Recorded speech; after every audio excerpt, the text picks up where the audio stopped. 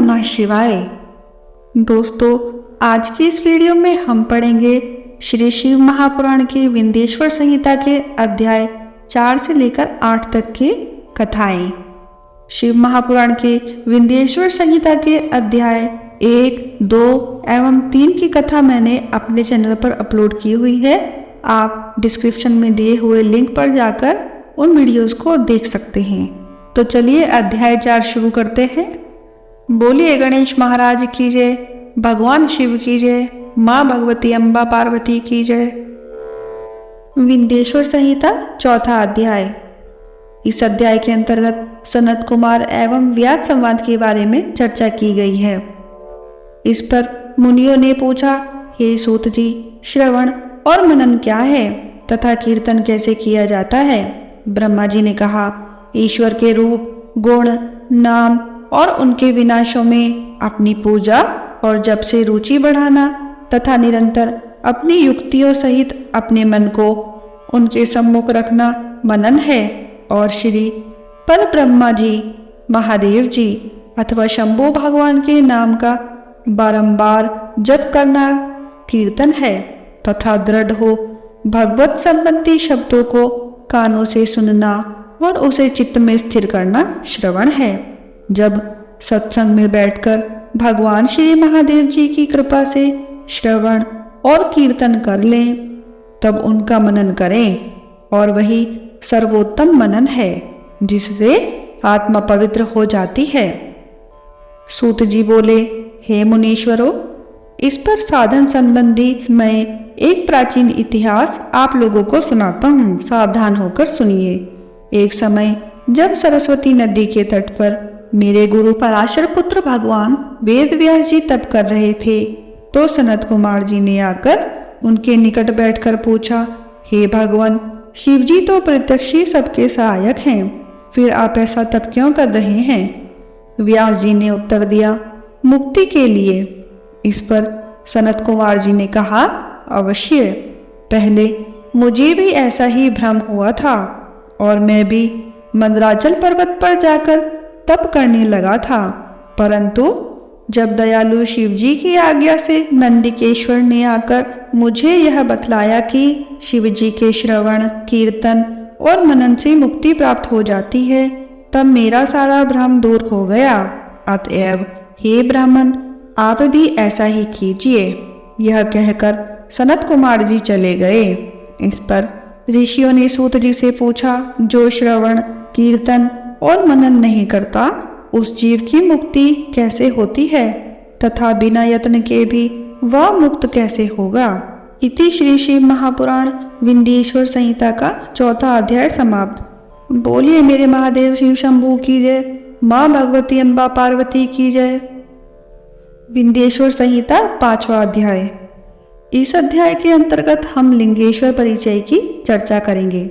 श्री सूत जी बोले, हे ऋषियों, श्रवण, कीर्तन और मनन में आसक्त प्राणी यदि शिव जी के लिंग बेर की संस्थापना कर नित्य उनकी पूजा किया करे, तो भी वह संसार सागर से तर जाता है।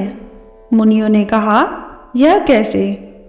बेर मात्र में ही सब देवताओं की पूजा कैसे संभव हो सकती है और सर्वदा लिंगेश्वर के द्वारा शिव जी कैसे पूजे जा सकते हैं? श्री सूत जी बोले, हे मुनीश्वरों, इसके लिए भी स्वयं महादेव जी ने कहा है, किसी अन्य ने नहीं। मैंने श्री गुरु मुख से यही सुना है कि एक शिव जी ब्रह्मा रूप और निष्कल अर्थात कला रहित और कला सहित भी हैं। इस निष्कल में निराकार लिंग की प्रधानता है, परंतु वे सभी कलाओं से संयुक्त हैं, इसीलिए शिव को साकार बेर स्वरूप भी हो जाता है, और इस साकार और निराकार से ही शिव जी ब्रह्मा संज्ञक भी हो जाते हैं। इसी से लोग उनके दोनों स्वरूपों की पूजा करते हैं। अन्य देवों में यह तत्व नहीं है। यही कारण है कि वे निष्कल लिंग रूप में पूजित नहीं होते। ब्रह्मा पदवी तो केवल शंकर जी को ही प्राप्त है। इस वेदांत सार ओम प्रणव के लिए भी सनत कुमार जी ने मंदराचल पर्वत पर श्री नंदिकेश्वर जी से प्रश्न किया था, जिस पर नंदिकेश्वर ने यह स्पष्ट कहा था कि एकाकी शिव जी ही इस प्रकार पूजनीय हैं। कलापूर्ण भगवान शिव का बेर पूजन लोक सम्मत है और वेद ने इसकी आज्ञा दी है।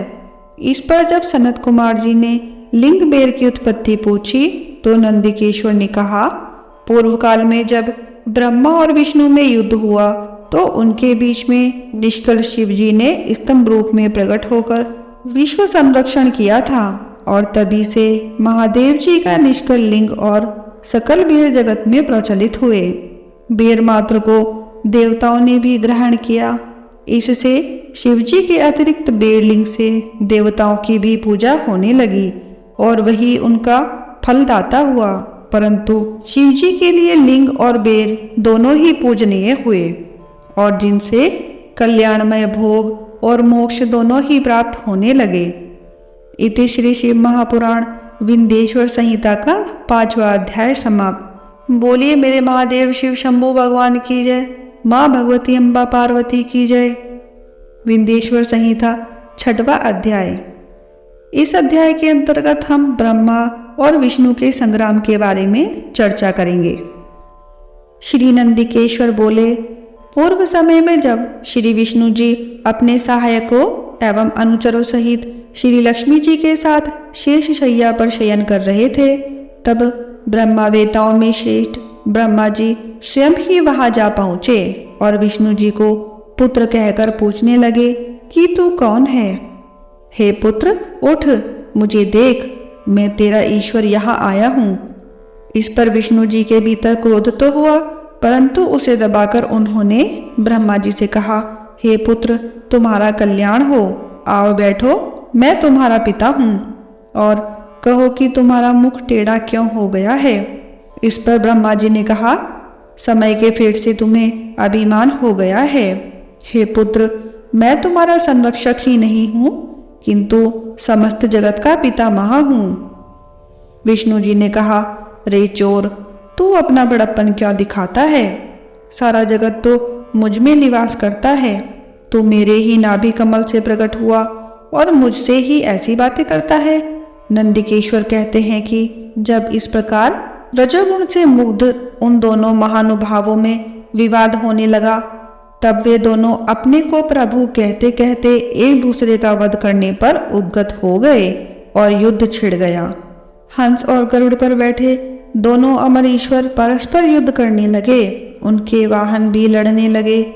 देवता आकाश से देखने लगे और दोनों देवताओं पर पुष्प वृष्टि करने लगे।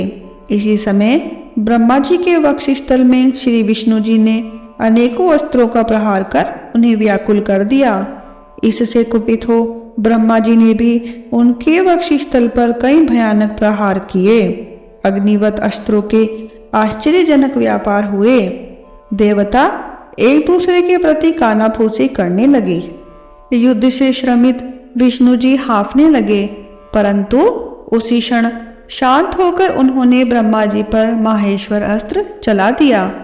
इससे ब्रह्मा जी को बड़ी चोट लगी और उन्होंने पाशुपात अस्त्र चलाकर विष्णु जी के वक्षस्थल पर आघात किया। इनके पारस्परिक आघातों से देवता अत्यंत व्याकुल हो उठे और उन्होंने कहा, आप दोनों ही अराजकता उत्पन्न करते हैं, अतः यह सारी सृष्टि शिवजी की ही है, जिन त्रिशूलधारी की इच्छा बिना कोई एक तिनका भी इधर से उधर नहीं कर सकता। हम लोग शिवजी के पास जाते हैं। ऐसा कहकर देवगण चंद्रशेखर श्री महादेव जी के पास गए। महादेव जी अपनी सभा में उमा सहित मणिमय दिव्य सिंहासन पर विराजमान थे। देवताओं ने साष्टांग दंडवत कर श्री महादेव जी को नमस्कार किया। उनको नमस्कार करते देख श्री महादेव जी ने उन्हें अपने पास बुला लिया और अर्थ गंभीर वाणी में बोले। इति श्री शिव महापुराण विंध्येश्वर संहिता का 6वां अध्याय समाप्त। बोलिए श्री महादेव शिव शंभू की जय। मेरी माँ भगवती अम्बा पार्वती की जय। विंध्येश्वर संहिता 7वां अध्याय।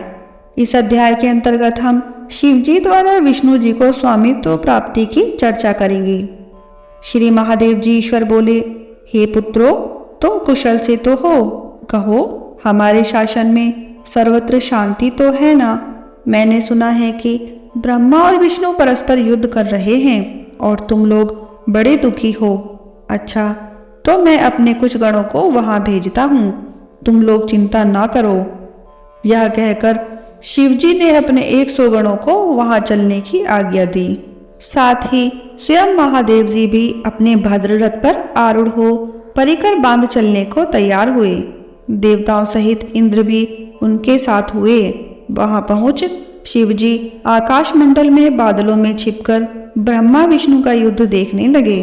उनके सैनिकों ने भी अपने वाद्यों को बजाना बंद कर अपना कोलाहल शांत कर दिया और शिवजी का ही अनुगमन किया।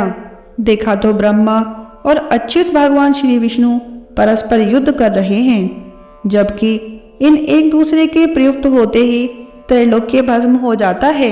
तब प्रलय के इस रूप को देखकर निष्कल शिवजी से न रहा गया और वे इनका युद्ध शांत करने के लिए महाअग्नि के तुल्य एक स्तंभ के रूप में हो गए और दोनों के बीच में जा खड़े हुए। फिर तो उस महाअग्नि के प्रकट होने से वे शांत हो गए। अस्त्रों के शांत होने पर उस अद्भुत दृश्य को देखकर ब्रह्मा और विष्णु परस्पर कहने लगे कि यह इंद्रियातीत अग्नि स्वरूप स्तंभ क्या है, हमें इसका पता लगाना चाहिए। ऐसा निश्चय कर दोनों वीर उसकी परीक्षा के लिए बहुत ही शीघ्र वहां से चले। भगवान विष्णु ने शूकर का रूप धारण किया और वे उसका मूल देखने के लिए नीचे की ओर चले गए। ब्रह्मा जी ने हंस का रूप धारण कर ऊपर गमन किया। विष्णु जी पाताल में बहुत दूर तक चले गए, परंतु स्तंभ का उन्हें कुछ भी पता ना चला। तब वह फिर युद्ध भूमि में लौट आए। उधर ब्रह्मा जी ने आकाश में जाकर केतकी का फूल देखा। उन्हें विश्वास हो गया कि हमने स्तंभ का अंत देख लिया। वे केतकी का फूल लिए विष्णु के पास आए। विष्णु जी ने उनके चरण पकड़ लिए। तब ब्रह्मा के छल को जानकर ईश्वर को वहां तत्क्षण प्रकट होना पड़ा और विष्णु जी ने उनका भी चरण पकड़ लिया।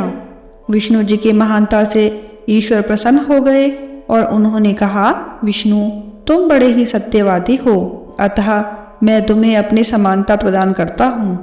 इति श्री शिव महापुराण विंध्येश्वर संहिता का 7वां अध्याय समाप्त। बोलिए मेरे महादेव शिव शंभू की जय, भगवती माँ पार्वती की जय। विंध्येश्वर संहिता 8वां अध्याय। इस अध्याय के अंतर्गत हम भैरव उत्पत्ति तथा ईश्वर की ब्रह्मादिकों पर अनुग्रह के बारे में चर्चा करेंगे।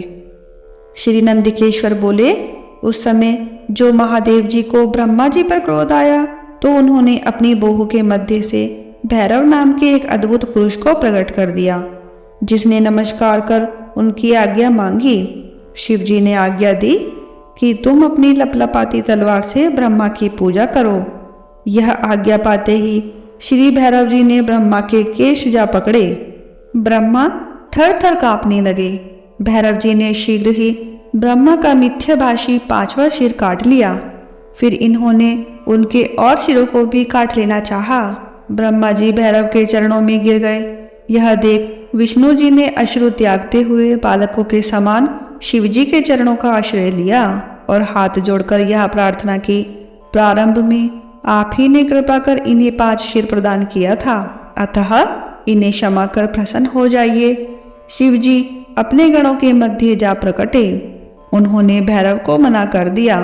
फिर एक सिर कटे ब्रह्मा से बोले, तुमने अपनी प्रतिष्ठा और ईश्वरत्व के लिए छल किया, अतः अब तुम सत्कार स्थान और उत्सव से विहीन किए जाते हो।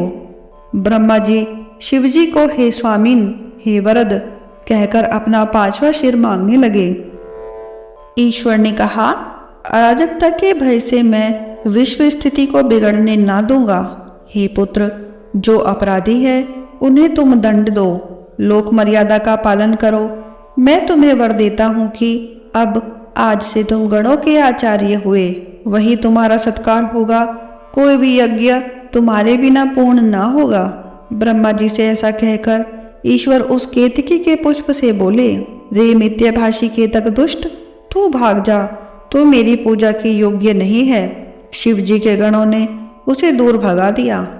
केतक शिव जी की प्रार्थना करने लगा और उसने कहा कि हे नाथ, कुछ तो सुफल कीजिए। मेरे पापों को दूर कीजिए, भला आपकी कृपा से क्या दुर्लभ है। शिव जी ने कहा, मेरा वचन मिथ्या नहीं होता। अब तो तुम्हें स्वीकार ही नहीं करेंगे, परंतु तू मेरे भक्तों के योग्य है और इस प्रकार तेरा भी जन्म सफल होगा। जहाँ मेरी मंडप रचना होगी उसका शिर मौर तो ही होगा। ईश्वर केतक ब्रह्मा और विष्णु पर कृपा कर देवताओं में आए। देवताओं ने उनकी यथोचित पूजा की। शिव जी अपनी शोभित सभा में जा बैठे। इति श्री शिव महापुराण विंध्येश्वर संहिता का 8वां अध्याय समाप्त। बोलिए श्री हरि विष्णु भगवान की जय। बोलिए मेरे महादेव शिव शंकर की जय। माँ भगवती पार्वती की जय हो। आशा करती हूँ कि भगवान शिव की इस महिमा का गुणगान आप तक पहुँचाने का मेरा यह प्रयास सफल रहेगा। अगर आपको मेरी यह वीडियो पसंद आती है तो आप इसको लाइक करें, शेयर करें और मेरे चैनल को सब्सक्राइब करना ना भूलें। धन्यवाद।